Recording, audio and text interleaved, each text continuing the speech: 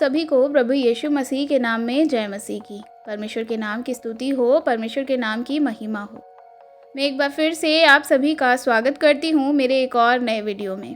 दोस्तों, आज का जो वीडियो है ये बहुत ही खास होने वाला है उन लोगों के लिए जो आज प्रभु यीशु मसीह पर विश्वास करते हैं, जो यीशु मसीह को अपना उद्धारकर्ता के रूप में ग्रहण करते हैं और डेली चर्च जाते हैं। आज ये आपको देखने और समझने की बात है कि आप किस प्रकार के चर्च में जा रहे हैं। अगर आज आप एक सही चर्च में नहीं जा रहे हैं तो हो सकता है कि आपके जीवन में किसी भी प्रकार का परिवर्तन ना हो। तो आज हम जानते हैं कि हमें किस तरह से कौन सी चर्च में जाना है। क्या आप जानते हैं आज के समय में शैतान का मेन टारगेट कौन है? आज के समय में शैतान का मेन टारगेट दुनिया के लोग नहीं हैं। जो यीशु मसीह पर विश्वास नहीं करते हैं उनकी बात नहीं कर रहे हम। शैतान का आज जो मेन टारगेट है, मैं बात कर रही हूँ कलीसिया के अंदर के लोगों की। आज शैतान के बीच में जब भी मीटिंग होती होंगी तो कलीसिया के लोगों के भीतर कैसी गड़बड़ी फैलाई जाती है उस पर वह लोग चर्चा करते होंगे, उस पर विचार करते होंगे और उसमें कई हद तक आज शैतान कामयाब भी हो जाता है। मैं ऐसा इसलिए कह रही हूँ क्योंकि अगर आप गौर करेंगे तो आपको पता चलेगा कि शैतान कलीसिया के भीतर काम कर रहा है। जो लोग यीशु मसीह पर विश्वास नहीं करते हैं वे तो ऑलरेडी शैतान के कब्जे में हैं, पर शैतान को उनके लिए ज़्यादा कुछ करने की ज़रूरत नहीं है। लेकिन सबसे ज़्यादा दिक्कत जो है वह है शैतान के लिए कि वे कलीसिया के लोगों को क्या करे, भरमा दे, क्योंकि वह उद्धार पा रहे हैं और उसके बाद वह पवित्र जीवन जीने की कोशिश करते हैं। ऐसे में शैतान क्या करता है, तिकड़म लगाता है, कोई ना कोई जुगाड़ लगाता है और चाहता है कि कलीसिया के अंदर गड़बड़ी फैलाई जाए। और अब देखने में ऐसा आ रहा है कि कलीसिया के अंदर गड़बड़ी फैल भी रही है।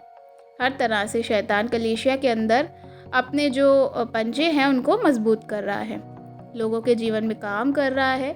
अगर आप देखेंगे कि कलीसियाओं में कितनी गड़बड़ियाँ फैल रही हैं आज के दिन, आज कलीसियाओं में मेल नहीं रहा है।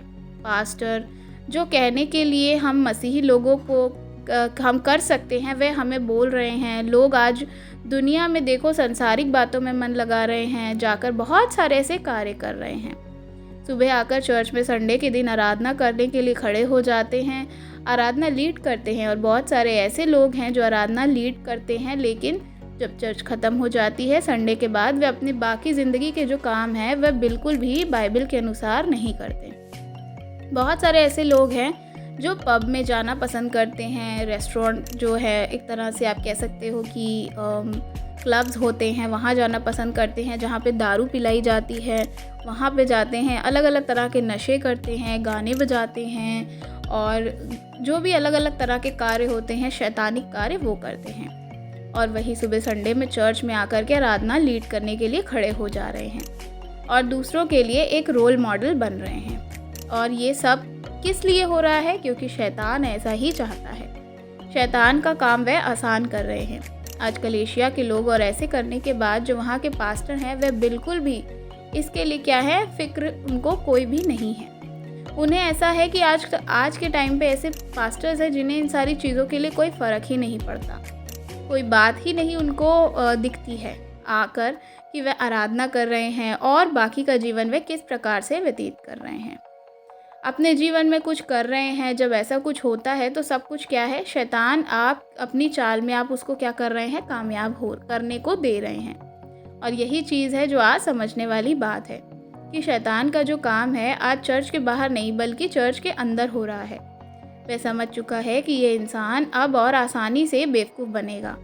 एक दूसरे के प्रति इनको लड़ाते रहो, इनको दिखाते रहो कि भाई दूसरा आदमी में ये कमी है, तेरे में कोई कमी नहीं है और ना सामने वाले में। हमेशा आपको आपके क्या करेगा, वह गलती निकालता रहेगा।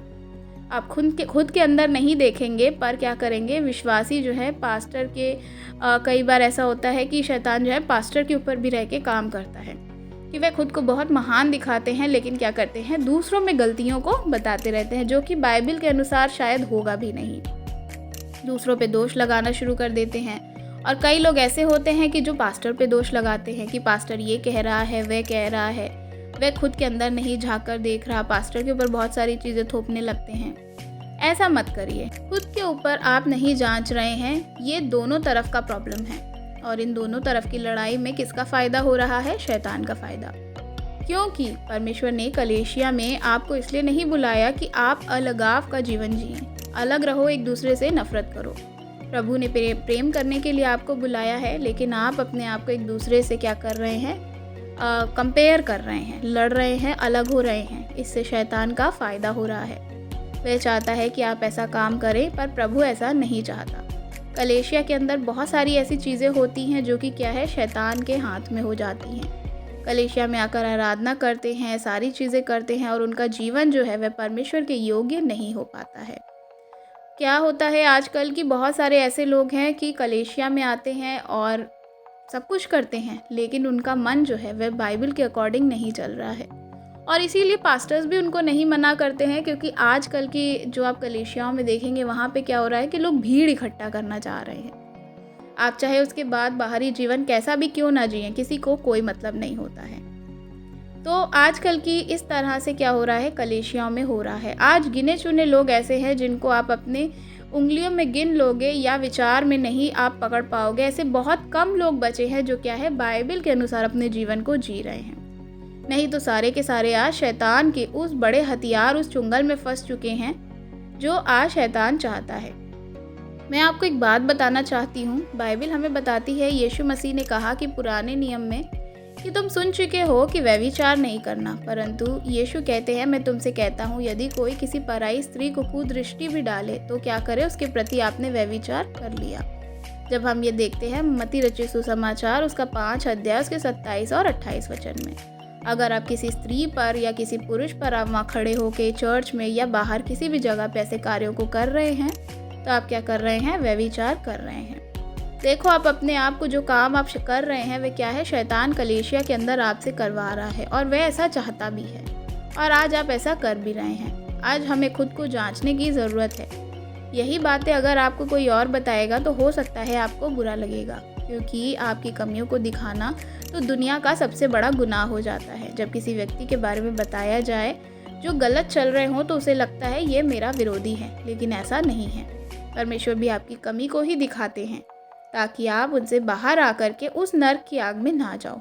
उन कमियों से निकल आओ। कलीसिया के अंदर ये सारी बातें जो आज हो रही हैं पहले दुनिया में हुआ करती थी। पहले शताब्दी के लोग कलीसिया में जब गड़बड़ी होती थी, पवित्र आत्मा उस गड़बड़ी को निकाल देते थे। सोचो अगर ऐसा होता जैसे कि पतरस के समय में हुआ था, हनन्याह सफीरा ने आकर झूठ बोला था और पवित्र आत्मा ने तुरंत उनको मार दिया था और वे तुरंत मर गए।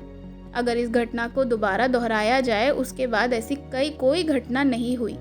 सोचिए आज के समय में कलीसियाओं में ऐसे ही हो रहा है। कलीसिया के अंदर संडे को आकर खड़े होकर गवाही दे रहे हैं, और उसमें से अगर तुरंत लोग मर जाए क्योंकि वे झूठी गवाही देते हैं, तो परमेश्वर के प्रति झूठी गवाही वे क्या कर रहे हैं? दे रहे हैं। और कुछ लोग आकर खड़े होते हैं और पाप कर कर आकर बैठ जाते हैं, और वे अगर मर गए होंगे तो ऐसा तो सोचिए किसके अंदर कितना भय आएगा। तो क्या होगा अगर परमेश्वर आपको ऐसा नहीं कर रहा है? तो इसका मतलब है कि एक दिन आएगा जब आपका न्याय किया जाएगा। उस दिन आपको वाकई में मरना पड़ेगा, जो कि अनंत काल में नरक की मृत्यु है। हमेशा हमेशा के लिए आपको उस आग में डाल दिया जाएगा।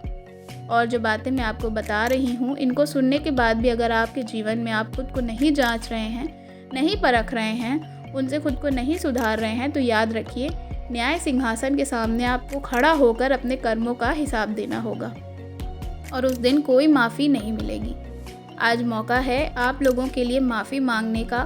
चर्च में ये सारी चीज़ें जो आप कर रहे हैं, हो सकता है आप चर्च भी जा रहे हैं और बहुत सारे सांसारिक कार्य भी कर रहे हैं, साथ साथ में सांसारिक बातें भी आपके मन में हैं। आपको अच्छा लग रहा है सारी चीज़ें, दुनियादारी के गीत भी आप गा रहे हैं, बहुत सारी चीज़ें भी कर रहे हैं। अगर आप खुद को बड़ा बिशप मानते हैं, पास्टर मानते हैं, प्रचारक मानते हैं, अच्छा विश्वासी बता रहे हैं और दुनिया भर के पाप में फंसे हैं, तो आपके जीवन में क्या होगा?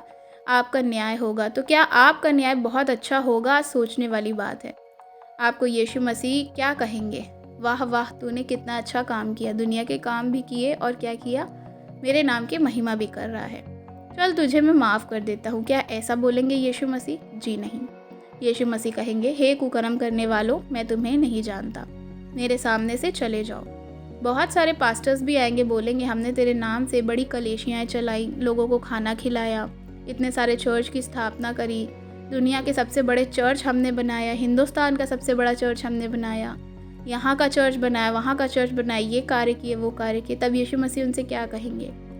हे कुकर्म करने वालों, मेरे पास से चले जाओ। वह तूने अपने लिए बनाया, मेरे लिए थोड़ी बनाया, क्योंकि मैं तो उसमें रहता ही नहीं था। मैं तो किसके अंदर रहता हूँ? परमेश्वर किसके अंदर रहते हैं? आज हमारे हृदय के अंदर रहते हैं। आज लोग चर्च बनाने में ज़्यादा समय लगा रहे हैं, खुद के लिए बिल्डिंग तैयार कर रहे हैं। यीशु मसीह को वह कहते हैं कि हमने तेरे लिए क्या किया? भवन को बनाया। यीशु ने क्या कहा था? पवित्र आत्मा तुम्हारे अंदर बसना चाहता है। वचन क्या कहता है? तुम परमेश्वर का मंदिर हो, पवित्र आत्मा तुम में वास करता है। आज उसको बनाने की ज़रूरत है, लेकिन आप किसको बना रहे हैं? चर्च को बना रहे हैं।